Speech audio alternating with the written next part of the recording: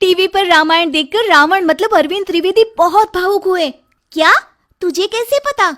Hello app से। देख, ये है हेलो ऐप। जैसे ही आप हेलो ऐप डाउनलोड करते हो, ऊपर सर्च बार में हेलो ट्रेंड्स मिलेगा, जिसमें सभी ट्रेंडिंग न्यूज, वीडियोस, आर्टिकल्स मिलेंगे। उससे आप डे टू डे इन्फॉर्मेशन से अपडेट रख सकते हैं। ये तो बहुत अच्छा ऐप है। मैं अभी डाउनलोड करके खुद को अपडेट करती हूँ। तुकबंदी करने वाली बहू। हिना अपने पति सचिन और सास ससुर के साथ मौजपुर गांव में रहती थी। एक दिन हिना पुरानी फिल्म खुशबू देख रही होती है। उस फिल्म की हीरोइन अपने परिवार से तुकबंदी में बात करती है। हिना को ये बात बहुत ही आकर्षित करती है। अरे वाह, ये तो बहुत ही अनोखा अंदाज है बात करने का। अगर मैं भी कोशिश करूं तो ऐसे ही बात करना सीख सकती हूँ। हिना धीरे धीरे तुकबंदी का अभ्यास करती है और अपने परिवार से तुकबंदी में ही बातें करने लगती है। पहले तो सब हिना की इस तुकबंदी की आदत को मजाक में लेते हैं। बहू, नाश्ता तैयार है? मम्मी जी, आज पराठे के संग अचार है। पराठा और अचार?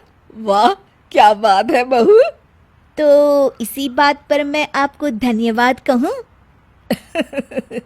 ये किस तरह से बात कर रही है तू? तुकबंदी की तैयारी है शुरू।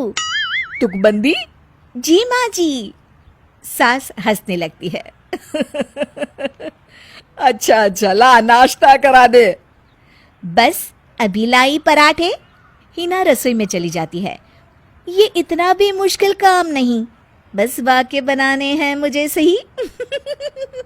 हिना अब जब भी किसी से बात करती तो तुकबंदी में ही बात करती। हिना जल्दी करो, मुझे ऑफिस के लिए लेट हो रहा है। थोड़ा सब्र करो, खाना अभी बन रहा है। आज इतनी देर कैसे हो गई? आज मैं सुबह देर सो गई। ओफो, अब बस भी करो, ये तुकबंदी बहुत हो गया। ये लो, आपका टिफिन भी पैक हो गया। मैं जा रहा हूँ ऑफिस, तुम्हारा कुछ नहीं हो सकता। जल्दी ऑफिस से आइएगा, कितना बिजी रहे हैं आप पूरे हफ्ता। सचिन मुस्कुराकर चला जाता है। हिना की तुकबंदी की आदत इतनी ज्यादा बढ़ जाती है कि अब वो केवल घर वालों से ही नहीं बल्कि बाहर वालों से भी तुकबंदी में ही बातें करने लग जाती है। हिना एक दिन दूध वाले से तुकबंदी में बातें कर रही होती है। हम झूठ बोल रहे हैं क्या? एकदम ठीक हिसाब लगाया है दूध का। आप चाहो तो खुद ही हिसाब लगा लो। देखो भैया, आप अपनी जबान संभालो। अरे मैडम, हमने अब ऐसा क्या कह दिया? यही कि हमने आपकी ईमानदारी पर शक किया। दूध वाले को समझ में नहीं आता कि हिना ऐसे क्यों बातें कर रही है।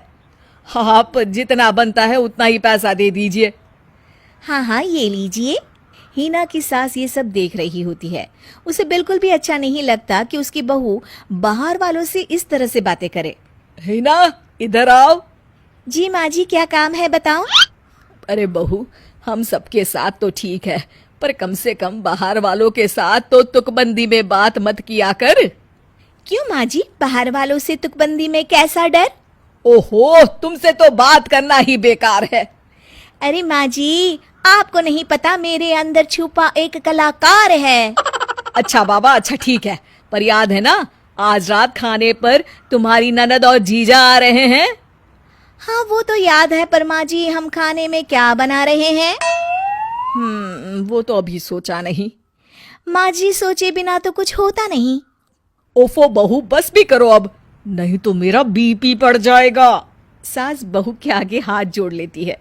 अरे माँ जी, आज की पार्टी में खूब मजा आएगा। शाम को हिना की ननद रीतू और उसके ससुराल वाले खाने पर आते हैं। सब हंसकर बातें कर रहे होते हैं।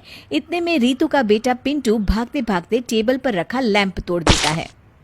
पिंटू बेटा, ऐसे शैतानी नहीं करते। तुकबंदी की बुरी आदत के कारण हिना जवाब दिए बिना नहीं रह पाती, पर इस बार उसकी तुकबंदी उसी पर भारी पड़ जाती है।